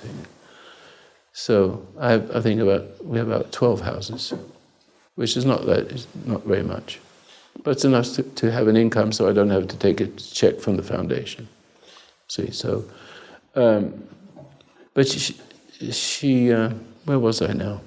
So they picked up on the fact that... Yeah, they picked it up. And then when I asked them, why did you do this to me? They just looked at me and said nothing. He said, you done this? You ruined I had a business, you ruined it completely? You never mowed the lawn? You never... The big house that I had was broken. Everything went crazy. Electricity was off for 2 years. When I went to look for it, I couldn't find it. It was so covered up. See, out in the boonies somewhere. So why don't say anything? I got it. Okay, so this is what I did. So I said, I'll tell you what I'll do. I'm going to give you another job to the first guy. Give you another job. I want you to put a roof on this house, okay? But you can't have anybody else. And so the sidekick says, can I do it too? I said, yes, you can do it too. Okay, so they did it. And then the check came in with other people on it again. And so I took them apart. Okay, watch this. I didn't send the checks. They got upset because I didn't send the checks. You see, they get upset. It doesn't work. They know I've been caught. All I had to do is just not give them the checks or take back the checks that she wrote, tore it up. They got nothing. But it didn't. They may have done something. They may have done. I didn't care to look. I just tore up the checks. And they got so angry that within a few months, he was in a wheelchair. Well, actually, he's almost died. And he was a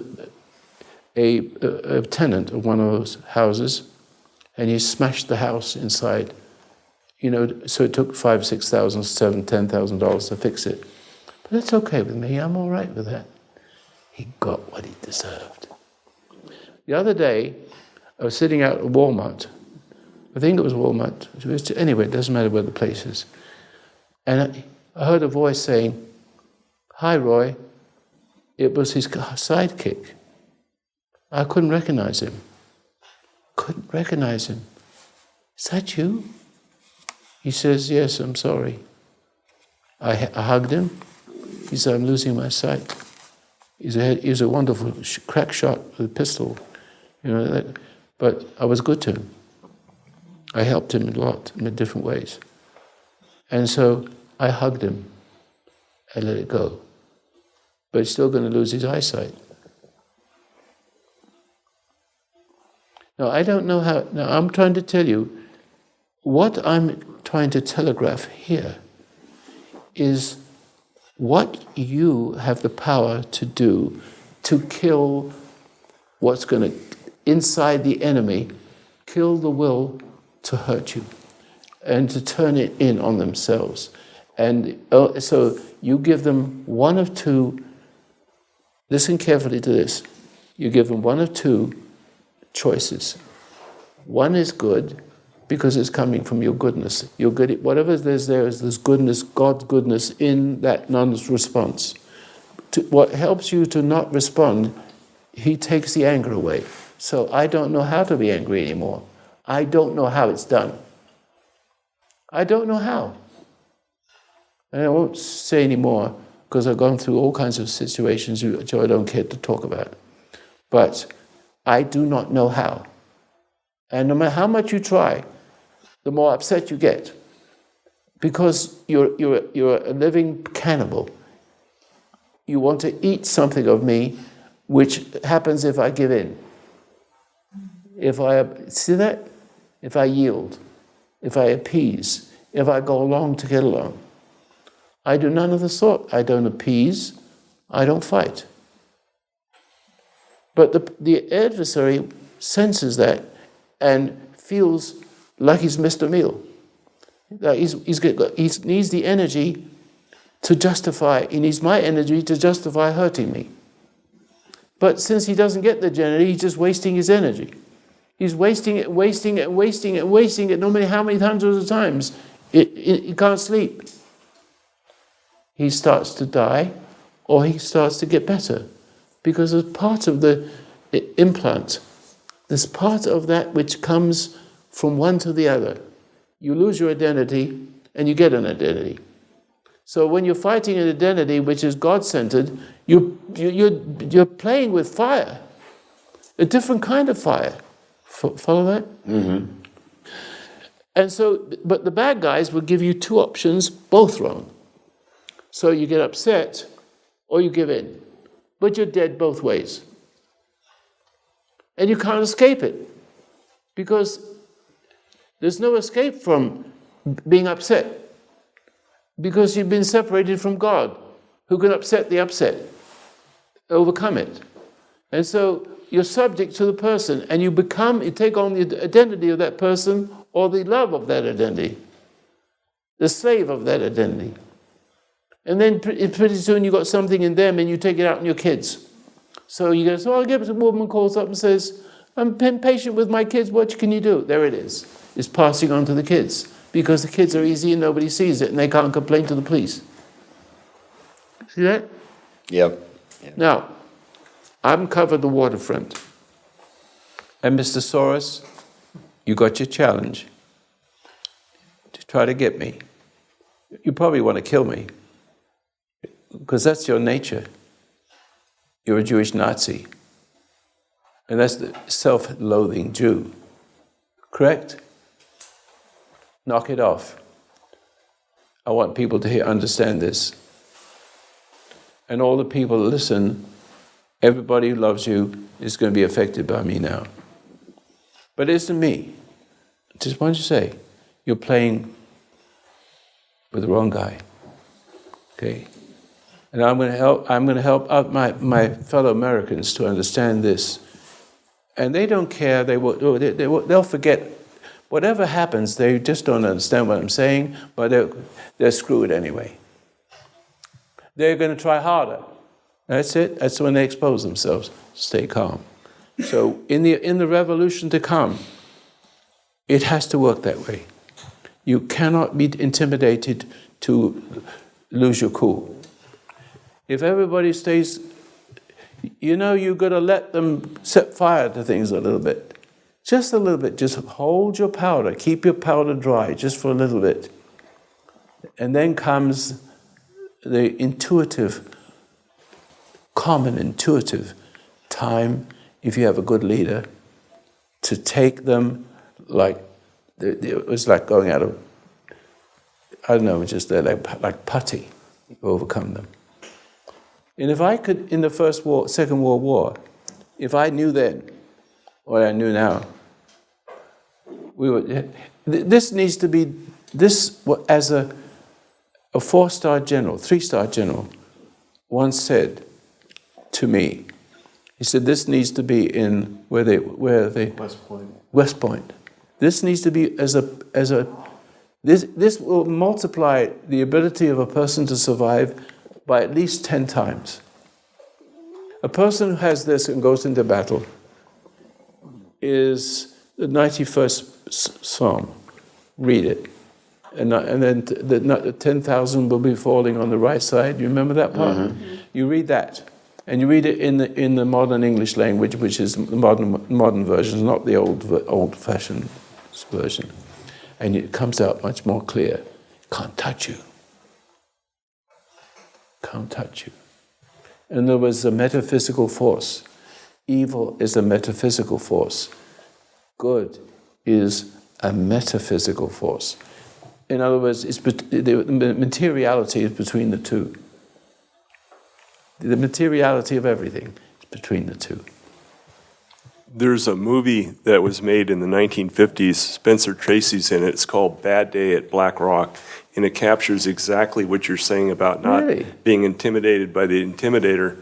This guy comes into a town. He's a veteran. He's looking for his friend, which was murdered, and all these people try to intimidate him. I think I've seen that. It's very good. Yes, and you also had O'Reilly.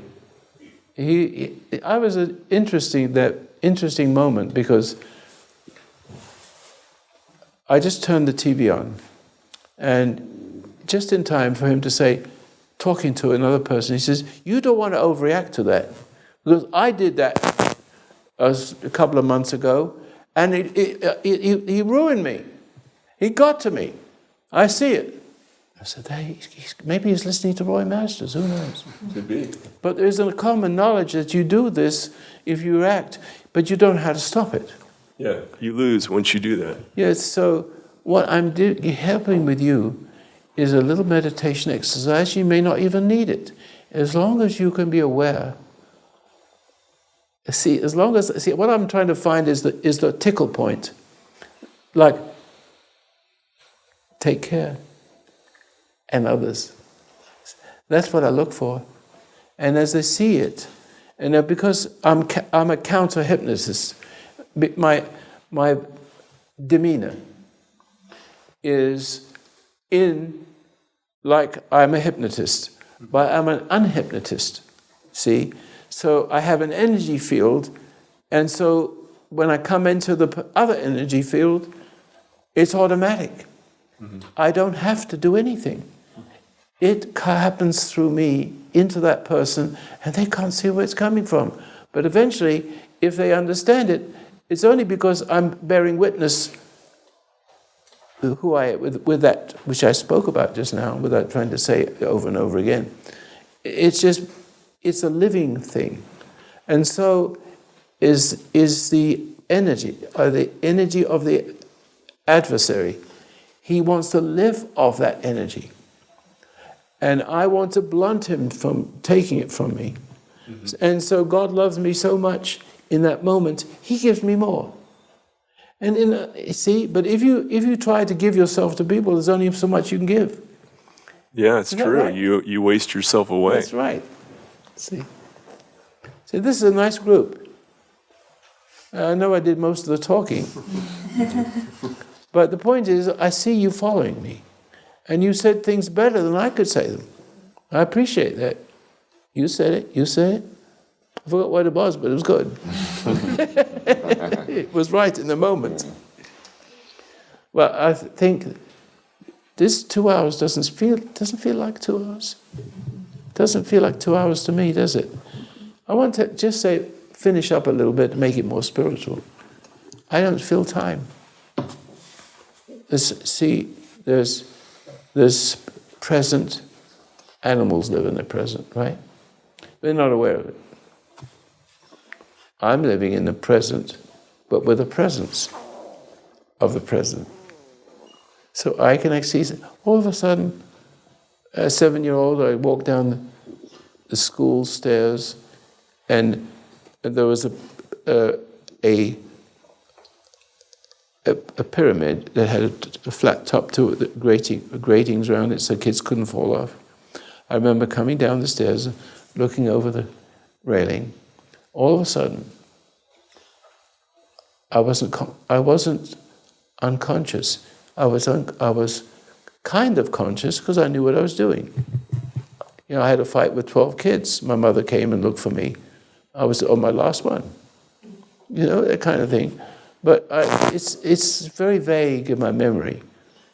But that was memory. So I had a memory, and I could see where I'm going, and there's a spirit inside me that is waiting to awaken. And that moment, where that pyramid, which it didn't have a top, and looking out, all of a sudden I was there, all by myself, free, and all the other kids running around, and I'm sort of looking at a movie. You see what I mean? I'm not the movie. That's the way it should be with you. I've been that way ever since. But I didn't know who Jesus was. And when I grew older and came in contact with people who are preachers, and they kind of admired, some of them admired me, just the certain kind of person, liberal preachers, they get more entangled with you and want to try to convert you. And so I would convert them. See, and so, well, here I am. It's the present and the presence of the present. Animals live in the present. My body lives in time present. And so, but my spirit lives in presence. There's a big difference there. So I'm not connected to the negative. I'm connected to the positive, and the positive shields me. Simple. And make it simple? Mm-hmm. It's only being aware of one's own faults. The process comes with it. An opportunity to see, oh, I see that. Oh, I see that. 64 years later, I see that. See what I'm saying? But still, I didn't know that one thing kept her connected to everything else. And she kept bringing up the family. I said, why do you do that? Because that's where it all began. And I became part of it, see. It was just the patience of all those years, just waiting. Mm-hmm. The patience of all those years. I had the patience, otherwise it'd be a divorce and I'd be in jail for choking or something. That's what happens, isn't it? If you don't understand it. You have to be patient. Sooner or later it's ready. And everything works perfectly. I can't tell you how perfect everything works. It happens, all the good happens in a way you least suspect. And that's why movies that are built on biblical things are beautiful. Even if it's difficult, but murder is involved, everything. Something about the results, how things come to pass in the way you least expect, from a shepherd to King David. The person with no education, you say, why did the prophet pick him? Well, he's strong, he's smart, he's not educated, so he has his own common sense. They picked a person with no education. And it picked me, I couldn't be educated. I didn't want to be educated. I looked at my teachers as sort of like the walking dead. But look what I've learned. Every Sunday I give you a talk, and there's different subjects, vary, but it's always the same in some way, isn't it? It says the same thing in different ways. Yeah. Do you think that God meant for you to realize this after 64 years? Yes. So if it happened after 20 years, it wouldn't have never been the same, right? If you had realized this after maybe 20 years or so, with the experience. But it was necessary. For me to live this long, and to be patient with her, waiting for her when I was the culprit. Interesting. But I'm not the culprit every day. It was only one moment. The effect, only one moment that led to her being broken. And I didn't see that I had sort of bought into the system. But then I did not see after that, it's just all gone. I'm advanced in helping with people, but didn't recognize it still lived in her. She never complained. See that? And she kept bringing up the family, her family is what you were saying. So that my family got infected, because she would influence them and turn behind my back. See that? But anyway, it's all going to work out fine. I'm not worried. All your problems will go away in such a remarkable way. You never expect it. Your story will be written. Each one of you needs a story from him. You're going to have a story, you're going to have a story, but you won't know what it is. All it is, everything bad happens for good, and there's your chance. And there's also the revolution for all of us. Follow that? Yeah. Because the enemy really doesn't know. The reason why Washington was so brilliant, because he was soulful, he was moral, he's a beautiful example. Beautiful example. He didn't want anything for himself. No. He used his own money to finance it. He did, yeah. If it wasn't for him financing. I haven't got to that stage yet. What's that? So shut up. Okay. Okay. At least I don't take a salary. I would if I could, but there's not enough there. Well, thank you so much for coming. You have lunch. You have some lunch and enjoy each other. That's what we have it for, because out in the boonies here. So, ladies and gentlemen, it's raining outside. Look, they turned up anyway. And we have very much the same audience with different people coming and going. But there's always something good to say. None of these people need me anymore. Because if I drop dead and the government shut me down and you couldn't hear me anymore, you'd be just fine. And that's what I need. I need it to be this. When you come, it's a camaraderie. Camaraderie. Is the right word? Yeah. It's a nice thing to meet. That's all. I don't want you dependent on me, but you see that. By explaining all these things, you go, oh, I see. And then you forget what you see. It's okay because you haven't really forgotten. It's an awakening, and you can't remember awakenings because it's not a memory as you know it. It's a relationship with God's memory. See, He's your memory, and your brain is just the means by which you express His memories. He wants you to do it. Memory is things. You don't have a memory, you can't do anything. I have a different memory. I just barely can remember my own words. So I get stuck sometimes, and you have to help me. Just have a quick question. So when you say all bad things happen for good... Oh, you need the bad things. Okay. Well, you have to have the bad things. But does it result in revelation down the line? Is that how it resolves itself? Well, yes. To me, I started early. I made a few mistakes. Oh, I see that. It's gone. No more. Maybe a couple of times. It took a while to see it. But I had a good start. But you didn't. I had a very good father and gentle mother. I was so naive, though. I was naive. I wasn't broken in the home. My mother was decent, and she missed my father, so did I. But I didn't know I missed him because he was so gracious that whatever the canopy over me, over the house. My brother wasn't so fortunate because he got busy. When my father died, my mother turned to me as the breadwinner and the one to discuss things. There's a wonderful thing she did. She made me her husband, in a matter of speaking, so she would consult with me. My brother got jealous, and therefore he had to go to a psychiatrist many years after that, and he just was jealous of his brother. But I was good to him. I took him to Africa to help him get a degree, and there was no. He just got jealous, and he took, and he felt inferior for taking.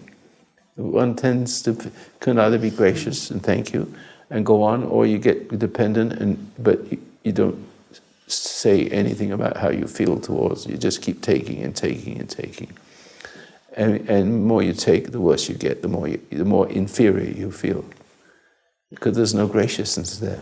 Eventually, he got his degree, and he looks down his nose at me, and hates me, and tells all kinds of stories which are not true. And then he's dying in hospital right now, and I hadn't talked to him. Finally, I got him to speak to me over Skype. See, and then he just said he's okay, and he just wasn't saying much. He couldn't say much. He's still an intellectual idiot. See, but he'll be dead soon.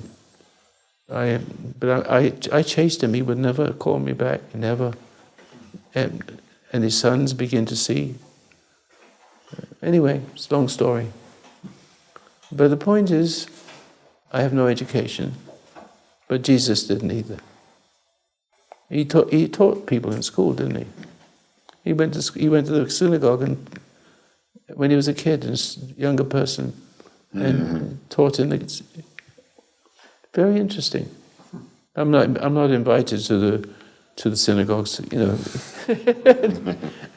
I'm not invited to any of the Christian churches. But we're doing okay here. I just want to get to the country, and I don't have enough money for that. So I'm waiting to see what happens. Am I an important person? Sufficient? Is this my work? Am I created for this reason? I'll just wait. Because I can't really do it except some kind of miracle. And so I just wait, and if I'm not meant to be that way, maybe others carry on instead of me. There's the reaper and the sower. And so they work together. You sow, and so the people reap. You don't always see sow and reap at the same time. Thank you very much for coming. And I didn't need my glasses. And somehow I could see you, and then all of a sudden, this situation is closed and I can't see you anymore. I'm going to put my gloves on. Thank you. Oh, there you are. Oh, hello.